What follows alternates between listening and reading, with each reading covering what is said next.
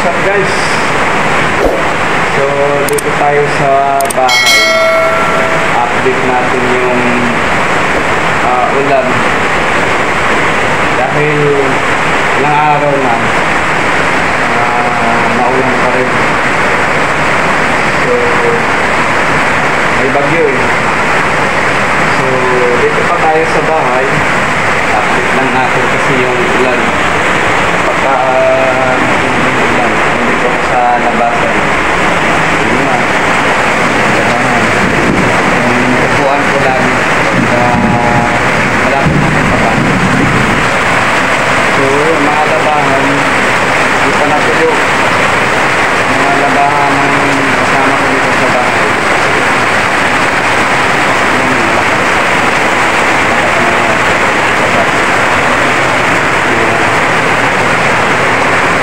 Kahit sa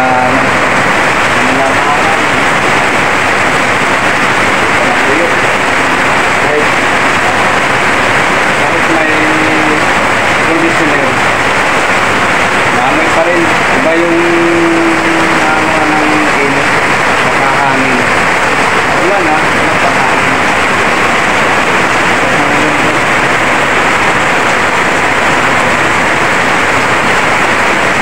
Ito yung gate, kahit pa paano hindi siya maamoy guys, kasi dito ito yung ano yung na kahit sumatay sa loob. Ito guys, kasi mahilig ako sa puti. Unboxing ko sana to. Ngayon nakapon yung balot kasama ko dito sa bahay. Kaya nakapon yung sinasabi ko na yung park guys.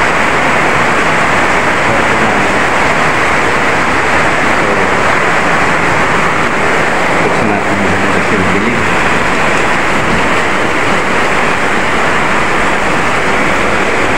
Ito yun. Ano siya? Ito yung higaan.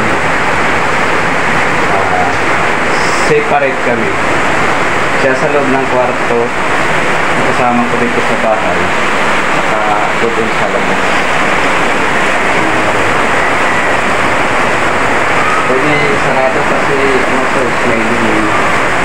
Pwede ko sarado siya. Ito string. Pero may ano siya. Ano siya, 10 feet guys. Makikita mo sa labas pero yung makikita mo dito sa loob yung sa labas pero yung sa labas hindi makikita yung sa loob. Pero pinapapantay mo ito yun guys, parang kami galing yung solo niya. Yung solo niya dito dahil nagkaroon namin dito rin siya mga 3 buwan na, 3 months na hindi nagkaroon ng hindi nagkaintindihan. Bahala na. Tapos ako sa labas. Sa labas guys.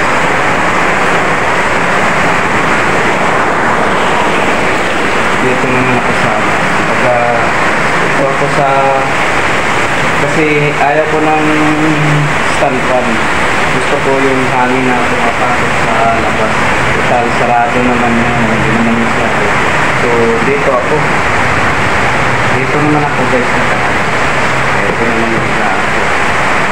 Ito kasi pag may bisita, ito yung ginagamit. Ngayon, ginagamit ko na. Parang bisita. Maging bisita na rin ako. Ito yung ginagamit ko. Inaano ko na lang ng rubber. Yung parang puzzle. Para kasi yung tiles kasi malamig. Yun siya. Yun nga. Protection sa ating leather, ating baga. Pagka magkaroon pa tayo ng COVID sa baga. So, malapit ako sa speaker, makanta dito.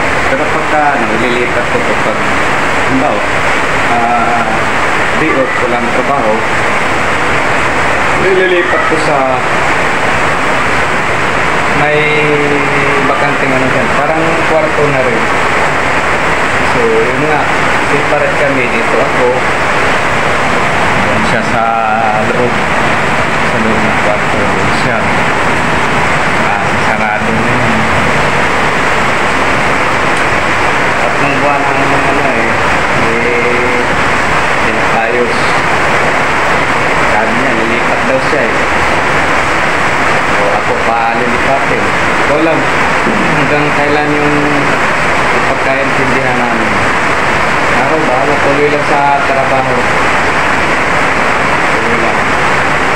Laging pagka mainit, nag-exercise para imbis na malulung ka sa bisyo kasi hindi ko na kaintindihan. Yung iba, nagiinom ako dito. Yan po siya. Tuloy pa rin yung trabaho, huwag pa-apito sa mga importante kasi sa hinapos ko ng trabaho mo. So, ito tayo. Ito naman yung area namin. Malawak dito. Hindi ko pa nalinis. Dito ako mag-live. May ilaw din. Yan, may ilaw din. Kailangan natin. Basta may ilaw yan. Yan, may ilaw din. Yun yung sa panggabi. Pinalitan ko yan ng 5 watts kasi malakas. Malakas yung. So yan, dyan ako nag-live. Tapos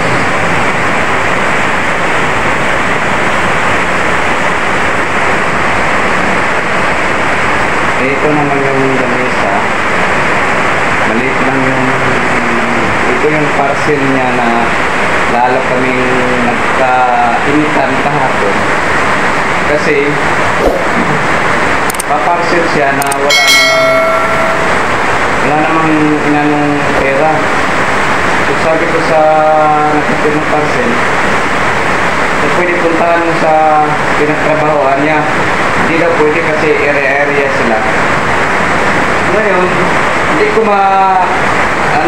mabunuhan kasi ako kasi nagbabayad na parang sakto lang yung pera. Parang nag-ipit rin ako kasi nagiinom ako Yan ang inisip ko, once lang inom ako, inisip ko. Naman ako mag-iinom. Pero isang beses lang yun. Nag-iinom ako dahil sa yun, may problema. Pero wala din, inisip ko. Kaya ano na yung problema na yan. Pangawit. So, yun nga. Dati, nilalagyan ko yan ng mga pagkain. Hindi na kasi nabubulok lang, walang kakain Siya hindi rin kasi dito sa trabaho. So, iba na yung mga laman ng lamesa. Mga tindi, mga tuyo yata ito. Sarap kasi pag tuyo. Favorite ko rin ang tuyo. Kasi yung kasama ko dito sa bahay. Favorite niya yung tuyo. So, yun na. Yung parcel lang, nagalit siya pagdating kasi hindi ko daw nabunuhan. Alam niyo naman yan na internet na 700 yun. Hanggang sa tuloy-tuloy na yung galit na magkaayos pa.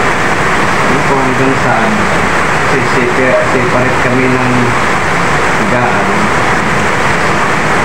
Yun nga pala yung CR guys. Parang nahanap ko na ito dati.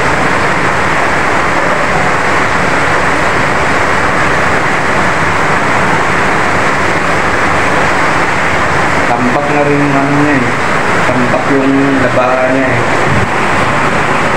So yun nga guys, tampak yung labahan niya. Kasi pag time sa day off niya, wawashing lang. Ako ayaw ko ng washing kasi. So maano siya. Hindi, wala kang makita na may damit ako sa loob niya. Yun nga guys. Yung baon naman, malinis guys, kahit sa, dito sa, ano, kahit sa, kasi bago naman, yan pa. Kahit kung yung baon mainit, pwede nga dito matulog sa loob ng banyo eh.